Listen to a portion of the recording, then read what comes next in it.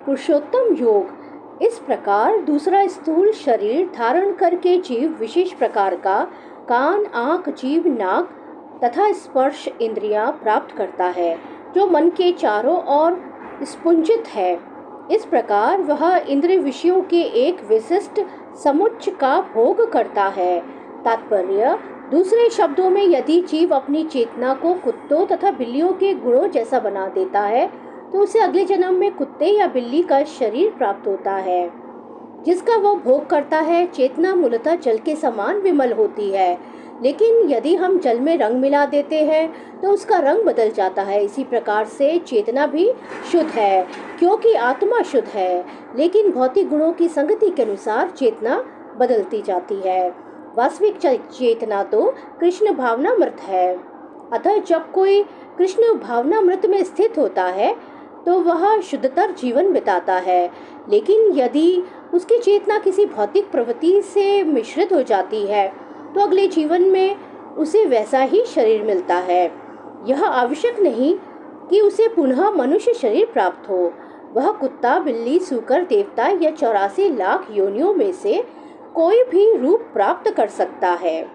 मूर्ख न तो समझ पाते हैं कि जीव किस प्रकार अपना शरीर त्याग सकता है, न ही वे यह समझ पाते हैं कि प्रकृति के गुणों के अधीन वह किस तरह के शरीर का भोग करता है। लेकिन जिसकी आंखें ज्ञान से प्रशिक्षित होती हैं, वह यह सब देख सकता है। ज्ञान चक्षुषः शब्द अत्यंत महत्वपूर्ण है। बिना ज्ञान के कोई न तो यह समझ सकता है कि जीव इस शरीर को किस प्रकार त्यागता है, न ही यह कि वह अगले जीवन में कैसा शरीर धारण करने जा रहा है, अथवा यह कि वह विशेष प्रकार के शरीर में क्यों रह रहा है।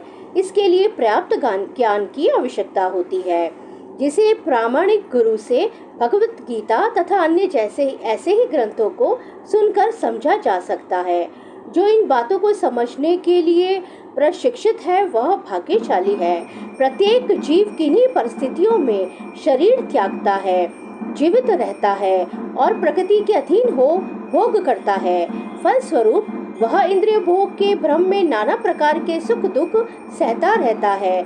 ऐसे व्यक्ति जो काम तथा इच्छा के कारण निरंतर मूर्ख बनते रहते हैं, अपने शरीर परिवर्तन तथा विशेष शरीर में अपने वास को समझने की सारी शक्ति खो बैठते हैं, वे इसे नहीं समझ सकते।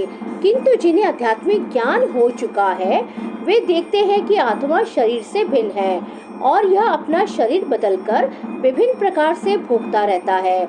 ऐसे ज्ञान से युक्त व्यक्ति समझ सकता है कि इस संसार में बद्धजीव किस प्रकार कष्ट भोग रहे हैं। ऐतव जो लोग कृष्ण भावनामृत में अत्यधिक आगे बढ़े हुए हैं, वे इस ज्ञान को सामान्य लोगों तक पहुंचाने में प्रयत्नशील रहते हैं, क्योंकि उनका बद्धजीवन अत्यंत कष्टप्रद रहता है। उन्हें इनमें से निकलकर कृष्ण भावनामृत होकर आध्यात्मिक लोक में जाने के लिए अपने को मुक्त करना चाहिए।